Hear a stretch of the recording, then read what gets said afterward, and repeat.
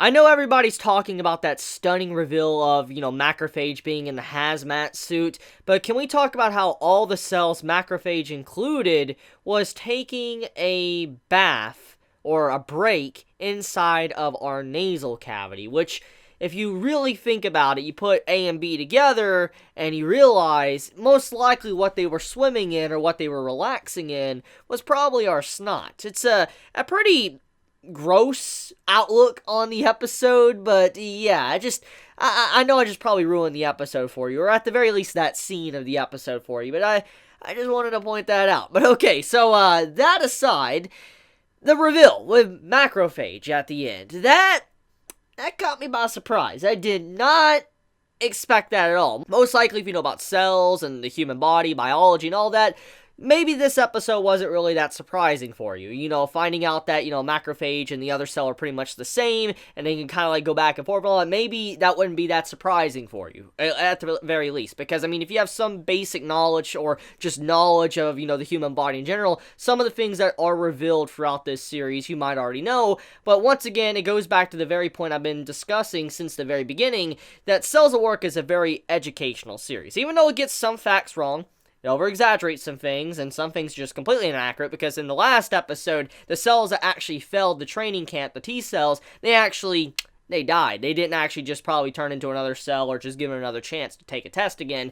They were gone. And Macrophage was actually one of the individuals that would actually get rid of the cells, like devour them and stuff. So, this series does try to cover up its darker elements pretty well. So, obviously, it's not perfect. Like, for instance, the educational purposes of the series, it's not completely fact. There is some fake stuff amongst everything, but it's still very informative. Like, it really tells you certain things that you might not be aware of, or you might have forgotten, and it kind of is a refresher. And so when Macrophage just, took out the hazmat suit, and you just see how she has a blunt weapon and starts just pummeling this bacteria like it's nothing, I'm like, okay, so she literally can be pretty much anything. She's violent, she's gentle, she's a cleaner, she is someone that, can transform into other cells. You're just like, oh my god, like, this girl, like, the maids within her body, the macrophages, they're pretty interesting, I dare say. And the voice actor is what I really love. We have a bunch of ada, inside of our bodies, apparently.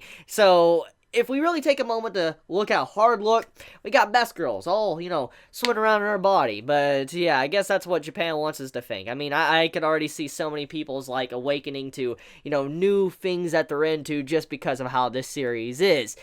But, okay, pushing that all aside, let's, talk about the episode. So, this episode, it was a good episode, but it felt like this was more along the lines of like a fillerish episode than anything else, and I will explain. I know that Cells at Work is a series that in some cases does have some episodic episodes, like, we have a bacteria or a virus of the week that has been something that has popped up. And I talked about this in my last episode review, talking about how Red Blood Cell having like the focus and getting to see how she makes her delivery and gets it done right, that was a different change in pace. It wasn't the same thing over and over again, which made the episode very enjoyable, and I commended Cells at Work for that. And this episode, it tried to be a little bit different, but at the same time, it wasn't too different to where it wasn't kind of like a carbon copy of something we've already seen before. Now, it doesn't mean that this episode is bad, but it was clear as day that the animators, at the very least, or the team that was working on this episode,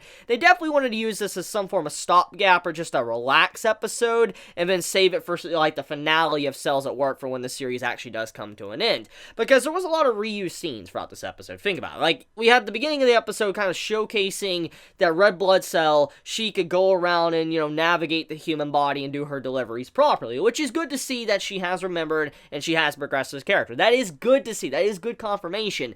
But at the same time, all those scenes were pretty much just reused to kind of, fill up space for the episode. And then there was a lot of reused flashbacks or scenes that we saw from the previous episode, so it was something that you can see that the animators were kind of just throwing in scenes to extend the runtime up to 20 minutes, and because the chapter most likely that they were adapting was relatively short. Like, okay, for instance, let's say Cells at Work, it had a 10-page chapter. They tried to stretch out 10 pages into a 20-minute episode, and that's what I feel like this episode was. It had good content, it was a great informative episode, but it's definitely something that felt like they were trying to stretch it a bit. But they did throw in some good scenes, like we got to see more platelets, the cute little scene with the platelets and all that, and red blood cell just poking them. Very cute scene. I love the platelets. I think many people do.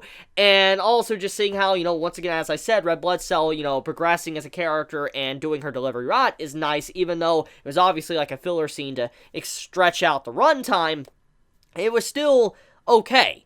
Now, the conflict of the episode, there wasn't really much conflict. The whole point of the episode was just a reveal of Macrophage being in the hazmat suit, and that, the cells can turn into macrophages and back and all that. That was kind of the whole point of the episode, and there was really nothing else that you could really gain from the episode, besides certain little comedy moments, or just the shocking reveal at the end for people that did not know about that little detail when it comes to biology. So, yeah. That's the episode. That is this week's episode of Cells at Work. And it's a very simple episode. It's fun. It's definitely something that retains the quality that Cells at Work has been, or has had since the beginning, but it's definitely not something that is so different that I can dive in deep and just break it down and have like a long discussion on it. So I think I want to end this video here.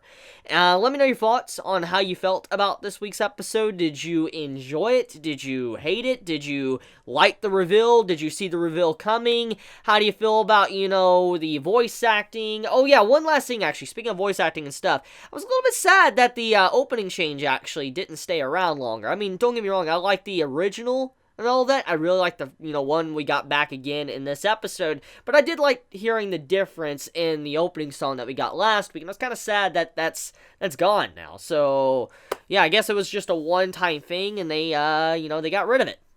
Sucks. But anyways, let me know your thoughts in the comments below. If you enjoy my content, please subscribe. If you like this video, please leave a like. And if you want to get notified for whenever I upload a video, please click the bell icon down below. And with that, Chibi out.